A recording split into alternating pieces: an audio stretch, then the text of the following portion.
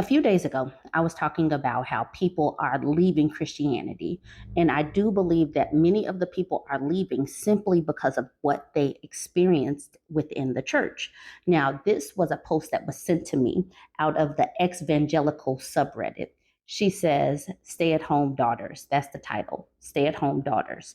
She asked the question, was anyone else supposed to become a stay at home daughter and escaped it? Wow. She was born simply to be a servant to her parents. All right, so she says, my dad never explicitly stated that I would be a stay at home daughter. He just made sure to block any opportunities I had. Whenever I brought up the future, he just replied with, You won't make it to that age. We will be raptured soon. To be fair to him, I don't think he had a plan. They had me and homeschooled me and told me that we would be raptured together before I hit puberty. It was very important to God that I get raptured before puberty. When friends asked them what they planned to do for my high school, they just said, "We won't be here for that." Eventually, I turned 12 and got my first period. I was devastated. I felt I had sinned in some way to stop the rapture from happening. Dad said I wouldn't make it to high school. Then I started high school homeschooled. And then they were getting a little deflated by us still being here. Later, I realized I should think of my future. My dad said I wouldn't graduate high school due to the rapture. And even if I did, somehow I shouldn't go to college. It was too expensive. Then I could stay home and wait for the rapture with them. And dad said I was a woman and should just care for them in their old age. He said I could get a part time job and work, but come straight home after and be with them. I'd have to give them my paycheck since they would always provide for me. I'd never need my own car or date ever. We would just wait patiently to be raptured together. Dad went so far to say that God told him in a dream that I was to be presented to him pure, which I think he meant as a virgin, because I asked Dad if I were to reach adulthood if I could marry, but that wasn't in God's plan for me, he said. I did push back more and more. My mom is very passive. She didn't understand why I would want to move away or go to school. I struggle with math. I had to teach myself, and reading and writing were okay, actually. I was above average in most things, but just so, completely terrible with numbers. Dad claimed because of this, I was not worthy of school and wouldn't get in anyway. I did graduate from high school. They let me join a homeschool group, so I got to walk. My family wanted to come visit from out of state, but my mom told them not to bother. One aunt and uncle came anyway. My dad was absolutely devastated that whole week, just like a kicked puppy, but taking it out by screaming at us. I fought with him to take the SAT. My scores were abysmal, I must admit. He gave me a SAT prep book and said I should figure it out. He got mad that I wanted to go to a course to learn how to take this test and take it multiple times. This is getting longer than I meant, but he agreed eventually that I could go to a Christian college without a meal plan. He said that most colleges make women fat. He told me that my older sister highly embarrassed him in college when she gained the freshman 15, and he said if I ever made him feel embarrassed, he'd get me removed from school. He wanted to send me to Pensacola Christian because he knew I would be locked in and I wouldn't be allowed to date. He was really concerned I only wanted to go to college, to party, and have X. And then he wouldn't be able to fulfill the promise he made to God to keep me pure for the rapture. I did get into a school called Florida Christian College in Kissimmee, Florida, close to where my parents live. Miracles happened as they let me go there and only screamed at me a little for getting fat. I was allowed to live on campus and got insanely depressed and had some mental breakdowns and got stuck in a bad marriage. I was desperately trying to escape my dad, who talked more and more about my body to the point where it felt uncomfortably close to emotional incest. I graduated with a bad GPA, but honestly, I don't even regret it because I was so scared all the time. I did the best I could. And now I got a pink collar job in social work and live in Oregon. And still, I cannot believe my luck sometimes. Dad said no one would ever want to live with me or be my roommate. I'm divorced and in a healthy relationship and live with my partner and my best friend. So I have two roommates. My dad is so unhappy about it, but so far has not disowned me. My mom won't let him, I guess. Sorry, this has become a lot, but I always tell myself, you should be happy it wasn't that bad, but it still feels horrible, especially with the way my dad obsessed over my entire body and the times he called me demonic for not being able to teach myself math. It's just a struggle. But then I see all of your stories and feel bad somehow. I'm just lucky I got out of it, but still feel really sad for my former self. She needed a hug. Please know and understand, if this woman does have a child, of course she's not going to raise her child in Christianity, because why would she? She had her whole childhood stripped away. She was anxious throughout her whole college experience. She never got to enjoy the things that come along with growing and aging because her dad was always talking about dying. What kind of life is that? Y'all, these people's God wants them to always be in fear. you know, um, Stories like this will continue to be told. And what social media is allowing people to do is see how odd, how cult like this stuff is. This is not life. And I don't know what religion is supposed to do for people, but whatever she went through, this ain't it. This ain't it.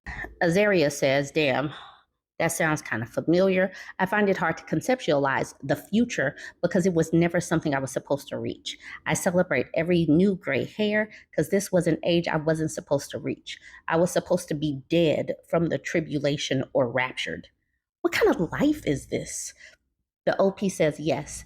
And now planning for the future feels impossible to me. How? I'm 32 and every birthday just becomes, oh, they were wrong. I'm still here. Now what? Now, Blue Frog hones in on the hard to conceptualize the future part, saying, preach, that imminent rapture fatalism works in insidious ways. There's always another reason why you shouldn't reach or even identify your earthly goals. They continue with, I thought for a while that I got lucky escaping without religious trauma. Then a few years went by and I realized I had huge issues moving forward in any area of my life or even identifying what enjoyable forward motion would look like. And it 100% stemmed from being told there was no future for me and that I had no right to imagine it, even if there were. I also love my gray hairs and the other ways my body is settling into itself. My body has its issues, but it's mine. And learning how to wield that self ownership has been challenging and so rewarding. So, this ex-evangelical subreddit seems like one that's going to be interesting. I appreciate the woman for sending this to me. I will definitely be checking it out because we need to share these stories. Christianity is declining for a reason. This is how they're treating people. People should not be being born just to talk about their death. This is sad. I'll just say it like that. I mean some other words that I don't want to say for censorship's sake. Anyways, join the conversation. Let me know what you think. Don't forget to like, comment, and share. I was tagged in this post from the Spoiled Girly support group. These are people who watch the Manifestel YouTube page. So this woman said, finally had the strength. She says, I'm a certified lover girl, although I've always had trouble matching. About 2 weeks ago, I broke up with my now ex of 2.75 years. Now, this one was a toughie because he's got a good heart, and I don't dislike him at all. Usually, those are the ones that will waste years of your life. I always felt like our relationship was low energy. I actually found the courage to walk away after I discovered L. I realized if I stayed with this guy, I may never get married because he was just raised in a broken home. She says, I skipped the denial stage of grief, jumped right into anger, and now I'm mid-depression or bargaining. I need to stay strong and remind myself why I broke up. I can't afford to be too distracted as I have a huge project at work and I'm studying my final CPA exams, and I just bought my first home in Orange County by myself. Congratulations, lady. Number one, he can't give me an answer as to if he sees me as his wife.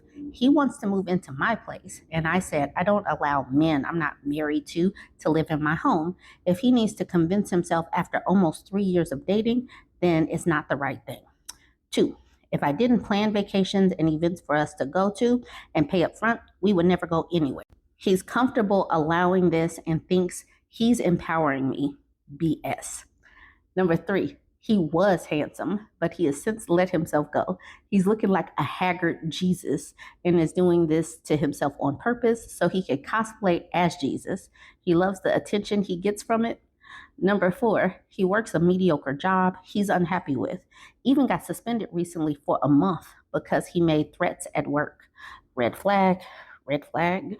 The problem is he had no backup plan, no solid backup plan or marketable skills. He never took school or trade school seriously because he has too many interests and has always wanted to be an actor, even though he never auditions.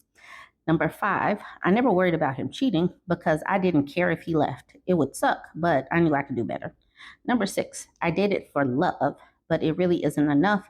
Humans live for a really long time, and there needs to be more if you're going to be together for the long haul. Number 7, never date a guy that puts you in the provider and protector position. It's not natural.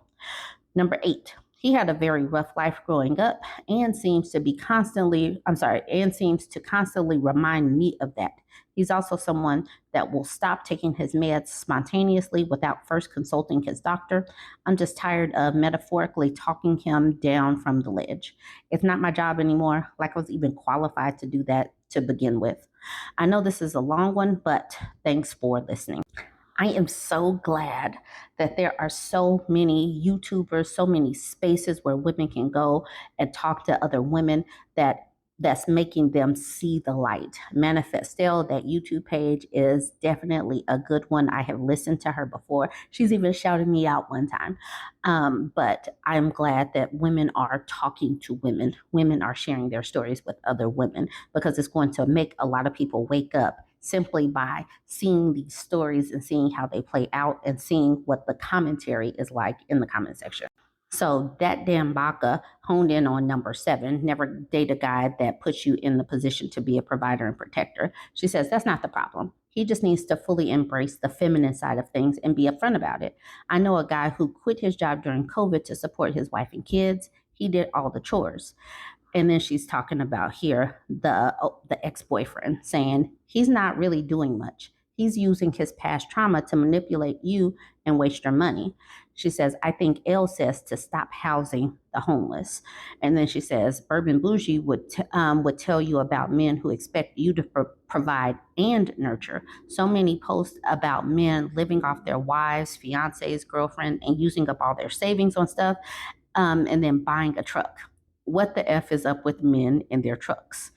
I don't know what's up with men in their trucks, but if you have a provider woman at home, then that means that you can go off and buy what you really want to buy. Crunchy Tea Time honed in on even got suspended recently for a month because he made threats at work. She's like, oh, and then waved some red flags. What they will do to others, they will do to the wife and or children or pets. If not now, later, eventually too. Also, who wants to be the wife of a future workplace shooter? Not being facetious, that is how ish begins. No rational person threatens people at their place of business. Takes one to know one says, you've done so well. Future you will be thankful. And the OP says, thanks so much for your support. Crunchy Tea Time again says, the first point is enough reason. If one person wants marriage and the other doesn't, that's not a gap. That's a chasm. In a marriage, everything will be amplified. Someone without ambition or who is a cork on the water going wherever things take them, paired with someone with drive and goals and ambitions or dreams, is a terrible match. That can also translate easily into weaponized incompetence and basically dead weight in the energy of the household and relationship.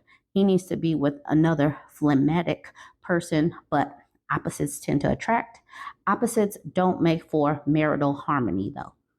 And then the OP says, it's good that you mentioned the cork in the water because he feels people are driftwood in the sea. He also said he was just going with the flow of my current. We have discussed the future, but I had second thoughts about doing all these things for someone that isn't even my husband. Money I can always earn back, but my time will be gone forever. I just didn't want to give him any more of my time. I told him I'm not choosing anger and I don't hate him. We just have fundamentally different life philosophies and what we are trying to do. Neither wants to compromise, so we should split. It doesn't lower my value because he won't propose. It doesn't lower my value if I choose to discard my own rules just to have a guy. Besides, I will never meet the right one for me if I let this male occupy that spot. This is amazing. I'm glad that she came to this realization before she wasted any more of her time. Amen. A plus. I'm glad that she is walking away. I'm going to end it here. You guys go ahead and join the conversation. She says she finally had the strength and she walked away. Y'all let me know what you think about this one. Don't forget to like, comment, and share. Now, here we have a woman doing an Am I the A-hole post. She says, Am I the A-hole? But she doesn't even really give away that she's the A-hole. Okay, she says, my boyfriend says I look slutty with a new sleeve tattoo. I don't know what she did in that other than getting the tattoo and why that would make her the a-hole, but let's read the post. She says, throwaway account because my boyfriend knows my main and I don't want this to get back to him. So she's 26 and the boyfriend is 28. She says, I recently got a sleeve tattoo that I'm super proud of. It's a wolf face surrounded by flowers and other patterns. I think it looks amazing and it's something I've wanted for a long time. I've never had any issues showing it off in public or at work. It's not inappropriate or offensive, just a personal piece of art that means a lot to me. Now, the wild thing is she made a throwaway account, but she describes her tattoo in detail and gives their ages. So regardless, if he comes across this, he's going to know who it is. Okay, she says, the problem. My boyfriend absolutely hates it when I show it off in public or at work. He says it's too much and that people would judge me or think less of me because of it. He even suggested that I cover it up when I'm at work, even though my job is totally fine with tattoos, or when we go out together. He's even gone so far as to say people would think I'm slutty because of it. That comment really hurt me. And now he's making me feel so bad about the tattoo that I've started thinking about removing it altogether. It's like he's ashamed of me for having it. And it's gotten to the point where I've cried over it more than once. I'm doubting my own decision to get something I once loved because of how much his words have been getting to me. I've tried explaining that it's my body and my choice to show it, especially when it's something I'm proud of, but he keeps saying that it's about how others will perceive me, and he just doesn't like the idea of me being on display. I'm honestly frustrated because I don't think I should have to hide a part of myself just because he's uncomfortable with it. I've never given him a reason to think I'm doing this for attention or anything, but he keeps bringing it up like I'm being disrespectful to him by not covering it up. She says, edit. We did discuss the tattoo before I got it, and while he wasn't very convinced, he didn't actively stop me from going through with it. He's jealous or controlling or both, but regardless, this is the reason why women have got to know themselves first, understand boundaries, communicate them, and be willing to walk away. This man is being controlling and hurtful. She says she's being hurt by his words, and he keeps doing it. So at some point, women have got to say, this hurts.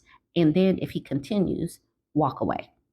Because what's the point in being with somebody that does not like the you that you are presenting and wants to keep bringing you down? What's the purpose in being with this type of person and being with them any longer than you need to? You've seen how he's going to act when he doesn't like something. He's going to try to harm you with his words. That's enough to end a relationship. Still, I don't know what she did wrong in this to the point where she even thinks that she's the a-hole. That's where society has women really doubting themselves. This is the reason why so many people, so many women stay in terrible situations, because she's sitting up here doubting herself, thinking that she did something wrong. And I don't really know what to say about this except, girl, break up with him. Nobody asked me says not the a-hole. Him saying that other people will think these things about you is him saying that's what he thinks. Don't stay with someone who judges you that way and tries to make you think it's coming from everywhere when it's really just coming from him. That tattoo sounds beautiful. This person below says this exactly is what he thinks. This other person agrees that it sounds beautiful. Who doesn't love a wolf tattoo? Expended one says, OP, you are thinking of removing the wrong thing from your life. Keep the tattoo, lose the loser. Be happy. Someone once told me, stop surrounding myself with people that make me feel bad about myself. Ironically, that's why people don't speak to him anymore, but the point stands. Small sentence says this: tattoos are mostly forever. Bad boyfriends should not be. OP, he doesn't share your interests. He doesn't accept you as you are. And he's walking all over your body autonomy. Girl, just let him go. Just let him go. That's probably what the majority of these comments are going to say. Girl, just let him go. So I'm going to end it with that. Don't allow somebody to make you feel bad about yourself. If they don't want you the way you are, let them go. They can go find the person that they want, and you can be happy in the person that you are. Join the conversation. Let me know what you think. Don't forget to like, comment, and share. Over the last few years, 20,000 migrants, primarily from Haiti. From who? My thing is this: if Haitian dropped them off, why can't she come get them? See, that's always the problem with people and their kids. They want to drop them off, don't leave them with no clothes, no Pampers, no nothing, no walking around money, and just leave them. Tell Haitian come get her churn.